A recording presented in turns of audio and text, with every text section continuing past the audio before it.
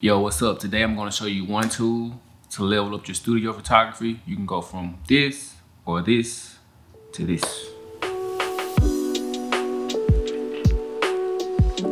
And that tool is simply a light meter. A light meter just simply measures the output of light. Really simple, right? So this is the one thing that I wish I would have known about when I first started taking portraits in the studio. It really eliminates all of the guesswork. When I first started, I used to just, turn on the flash, turn on the camera, set my settings in my camera, and then adjust the power of the flash. It took me 15, 20 minutes to get the exposure how I wanted it to be. But when I got one of these, it changed the game for me. So really quick, I'm gonna show you 2 ways that you can incorporate a light meter in your setups in the studio. So yeah, stick around. All right, so the lighting setup that I'm gonna use to demonstrate the light meter is overhead umbrella. See, I have it over the subject, fake subject here. Boom. Overhead umbrella, really inexpensive to do. I think this umbrella is like maybe 30 or 40 bucks, but I have overhead pointing down towards the subject here. So what you do is, I'm gonna take my trigger off. So here I have my trigger for my flash. So we're gonna turn the light meter on. And right now, I already have it set to be ISO 100, and I have it set to my camera sync speed, which is 1/200. So let's see if you can see that. Boom. All right, all I'm gonna do is just test it, make sure it's firing. So I'm just gonna take the light meter, put it directly in front of my subject. Boom. And it tells me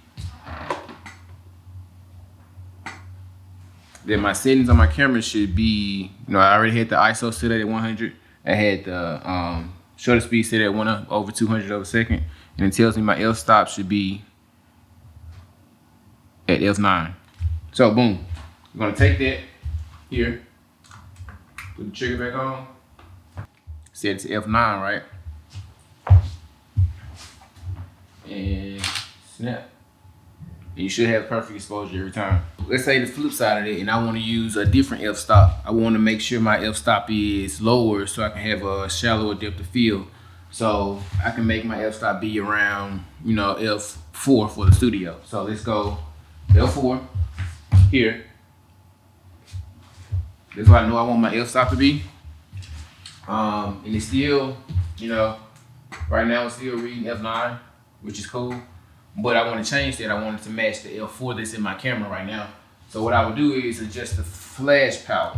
So we're going to drop that down until we can get a reading of F4 on the light meter.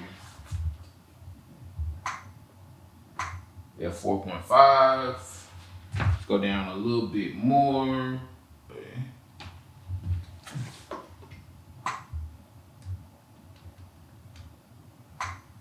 Now we're at F4. So let's take that. Same thing, perfect exposure every time. And one quick pro tip with this lighting setup, you see how it creates those shadows underneath the chin, those dark shadows, and those shadows on the chest as well. So what you can do is stick a reflector right underneath this setup, and it'll bounce some of that light back into your chest. So let me show you what that looks like.